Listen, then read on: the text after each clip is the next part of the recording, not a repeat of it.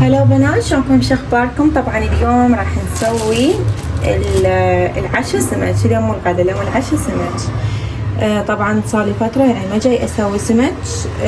صار لي تقريبا شهرين يعني او 3، كلش قليل يعني جاي اسوي. سويت يعني قبل اسبوع وهسه هم راح اسوي لان صار لي كلش هواي ما مسويه.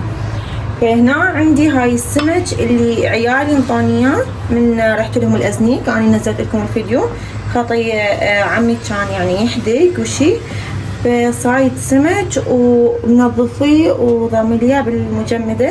فمن رحت اني انطوني اياه وانطوني هم هواي اغراض، حتى زيت، حتى زاهي ومواد غذائيه، معجون، يعني هواي اشياء، كلش هواي فواكه، خطيه، يعني حتى فلوس انطوني. تتخيلون؟ اذا ما راح اخذهن راح يزعلون، فاخذتهن وكان بوقتها تقريبا $400، بس هو انطوني عند التركي.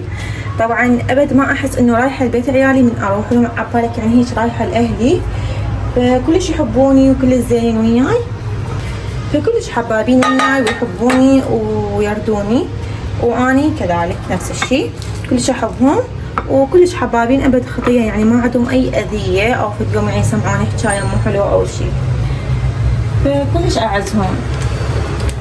فعلاقتي بيهم اني مو علاقه جنة وعيال ابد، يعني علاقتي بيهم علاقه يعني بنيه باهلها. عرفت شلون؟ يعني عبالك اهلي، وهم فعلا يعني اهلي، لان هسه اني اهلي مو هنا، اهلي بالعراق. فامي زهراء رجعت واخوي، وظل يعني بس ابوي هنا. فما احس نفسي انه اني يعني بغربة، احس نفسي يعني اني بين اهلي وناسي. طبعا هنا اني عندي هاي الكزبرة، اني ثرمتها، لا مو اني ثرمتها، امي ثرمتها من كانت هنا عندي وخلتها بالمجمدة. طبعا خلتها بهاي الاكياس، كمية كلش كبيرة، اعتقد عندي 5 اكياس او 7. فمن اسوي سمك اني استخدمها، واذا سويت مثلا دولمة وبيها ليا مالت خروف هم استخدم الكزبرة، هم تصير كلش حلوة النكهة بيها. طبعا صار لي فترة هم ما جاي اكل دولمة، لانه تقريبا اني قطعت التمن. اذا اكل يعني اكل بالاسبوع مرة، فشي كلش بسيط يعني 3 خواشق او 4، لانه الدكتور منعني من التمن من النشويات، لانه اني مريضة عندي ستريس اسم الله عليكم. ف يعني نقول شلون الحالة النفسية اذا واحد يعني يضوج او شي او يفكر يعني يصير عنده ستريس، تصير عندي جفاف ببشر. شخص الحالة فقال لي انه هاي ستريس وحالة نفسية، وهم لازم ما تاكلين نشويات وحليب وتمن ومعكروني وهالسوالف وخبز، يعني اي شي بيه نشويات. فانا الصراحة يعني اكل خبز بس اكل كميات كلش قليلة، ومعكروني هم مو دائما يعني جاي اسوي هسه، فمن اسويها يعني الابراهيم، فاني ما اكل يعني بكثرة حتى يعني اتفادى هاي الامراض بسم الله عليكم. يعني هواية اكلات ظليت ما اكلها. طبعا الكاسة مالتي هاي صغيرة وهواية مواد صارت. اني هنا خليت بنات ثارمة يعني بصل وثوم، وخليت فاكهة هاي الكزبرة المجمدة، وخليت بصل اخضر وطماطة، وخليت بهارات، وهنا هم راح اخلي كمون. طبعا اي بهارات انتم تحبوها تقدرون تضيفون. هنا خليت هاي البهارات، خليت فلفل اسود، وخليت كاري، وخليت كمون، وهسه انا راح اضيف كاري عراقي، يعني طبعا ليش احبه خاصة بالسمك. هسه راح اخلط هاي المواد كلها سوية، وراح احشي السمك واخليه بالصينية واشوي. كتبوا لي بالتعليقات بنات الجو شلون ايامكم بالعراق. ام تقول كلش حارة، طبعا هي راحت يعني بتموز، فالجو يعني بالعراق كلش حار. هنا الجو حار يعني نوعا ما حار، بس يعني بالشمس حارة، عرفتوا شلون؟ يعني مثلا هاي طبعا كاسة كلش صغيرة، لازم ابدلها واخلي صحن يعني اكبر، لانه ما جاي اقدر اخلط المواد. اعتقد صار هواية.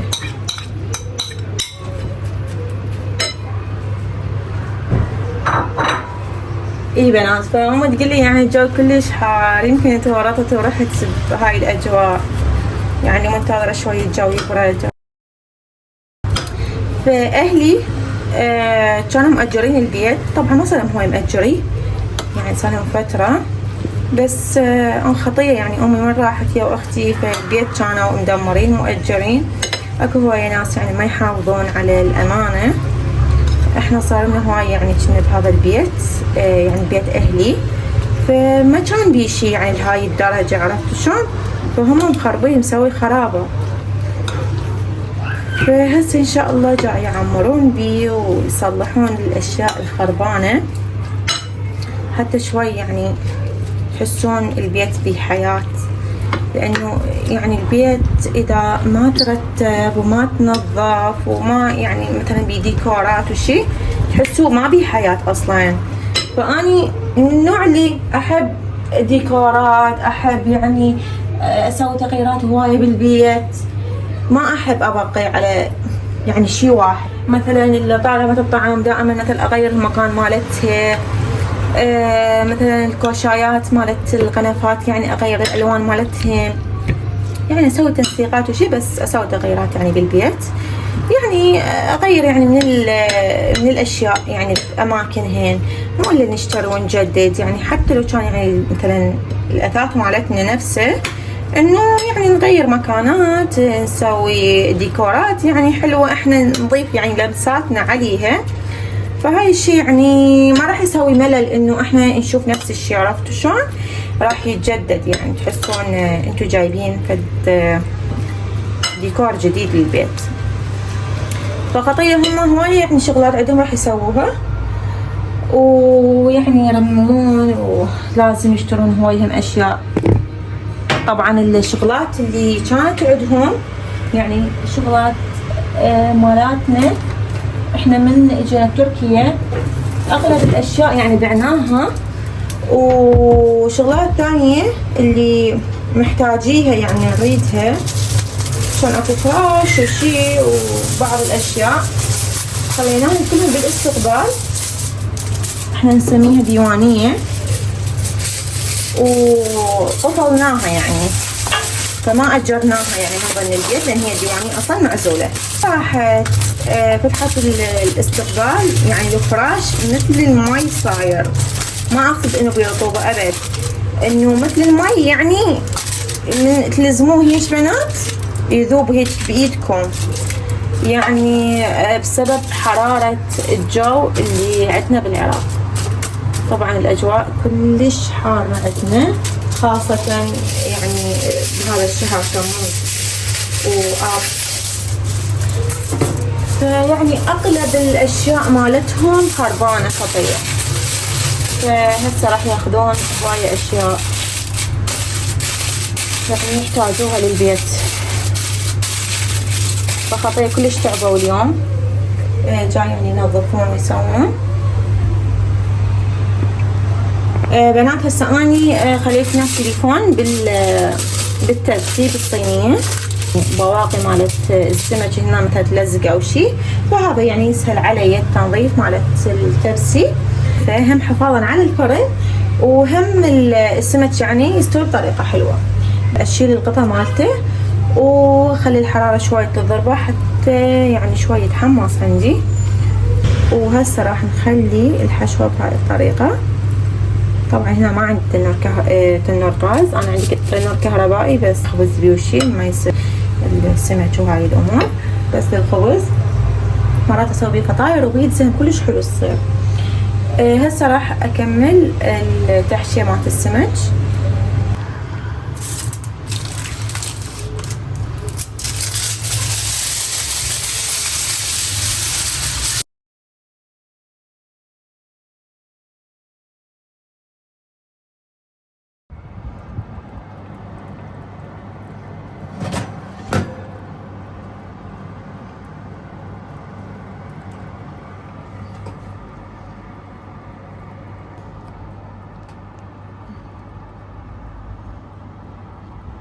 وهاي الشكل النهائي بعد ما شويت السمك. طبعا ضفت وياه ثوم وضفت تمر الهند او صبار شو يسموه، همانا كلش احبه يعني بالسمك.